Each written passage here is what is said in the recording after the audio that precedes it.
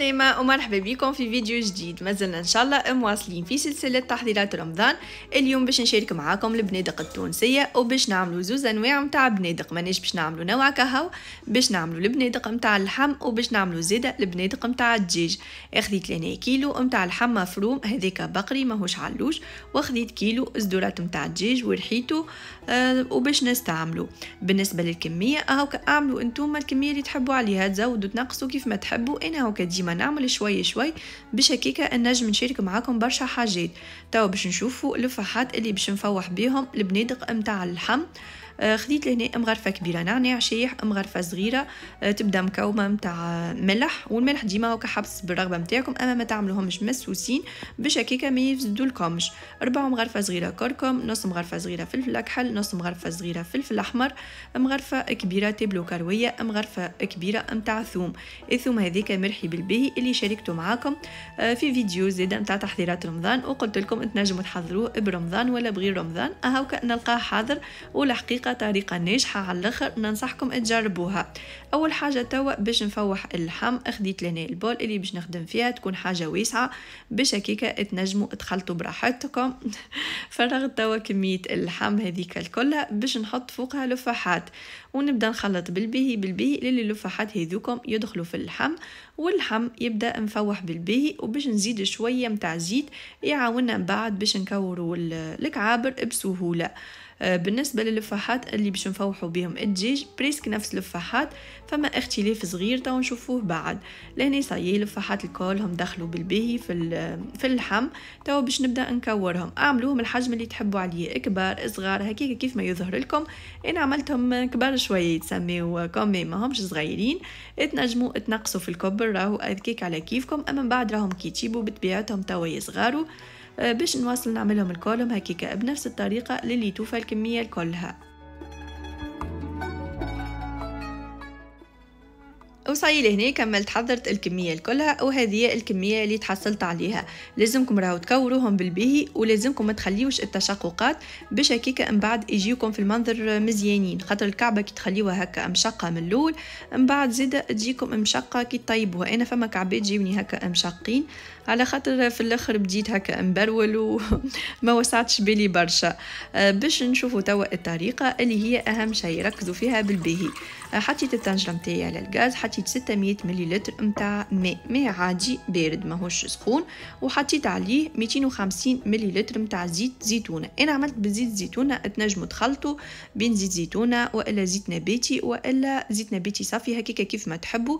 الزيت هذاك راهو مش في خساره من بعد باش نطيبوا بيه، دونك نورمال كي تحطوا زيت زيتونه والماء والزيت هذوكم فوحتهم شويه ملح فلفل اكحل وكركم، معناها شويه شويه حكيت 4 مغرفه وكهو باش البنادق من بعد يجيونا بنين. وخلطتهم هكاكا وباش نخلي لي الماء والزيت هذيك معناها يسخنوا بالباهي، ومن بعد نسقطوا الكعابر، ما نحطوهمش في الماء البارد والزيت البارد سينو راهم يتفتفتوا لكم ويتحلوا. ريتو كي معناها بدا الماء يغلي والزيت حطيت بديت نسقط في الكعابر نتاعي، وما تحركوهمش هكا تبداو تحركوا الكل، هاكا تفضيو بشوي بشوي بمغرفه صغيره باش تكملوا معناها تواصلوا تحطوا الكميه الكلها هكاكا، خاطرهم الكلهم لازمهم يبداو غاطسين في الزيت والماء.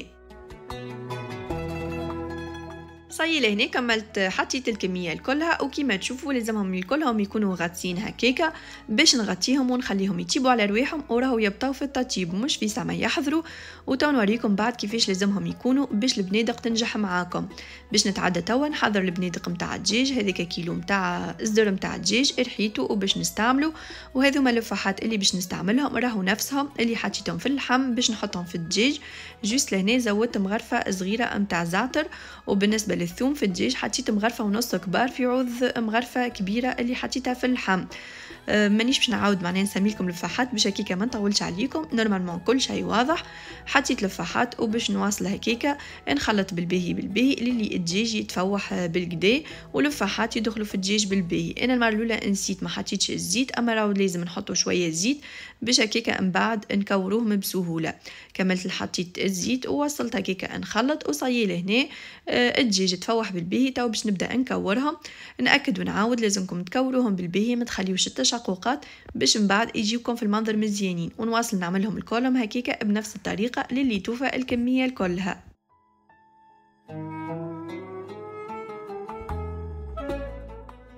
كملت لهنا حضرتهم الكلهم هكاكا بنفس الطريقة، وهذه هي الكمية اللي تحصلت عليها. المرة هذه كورتهم بالباهي باش يجيوني من بعد في المنظر مزيانين، ما خليتش أكد تشققات، وباش نمشي توا نطيبهم وراهم ما فماش حتى فرق زيادة في التطيب، يطيبوا بنفس الطريقة متاع البنادق متاع اللحم. انا علاش اليوم حبيت نعملهم لكم الزوز في نفس الفيديو باش تشوفوا الفرق، على خاطر جيوني اسئله يسرى يا اخي تعملوا بنفس الطريقه، يسرى عمل لنا زيادة بنادق الدجاج، قلت يلا هاكا حاجه وحويجه منها انا نزيد نعملهم في نفس النهار هاكا حوصه واحده، منها نوريكم معناها شنو الفرق.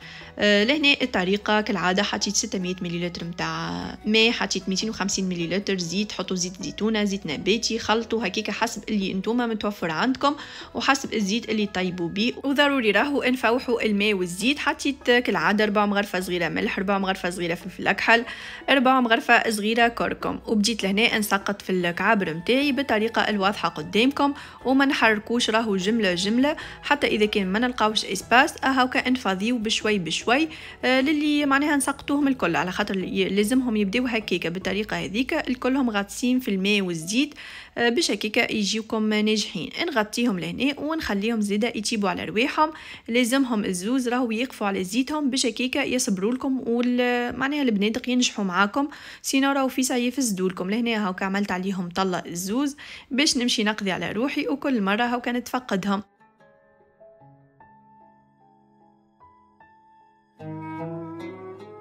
وصاي لهنا بنادق اللحم حضرت، بنادق اللحم حضرت قبل بنادق الدجاج على خاطر هي حضرتها قبل.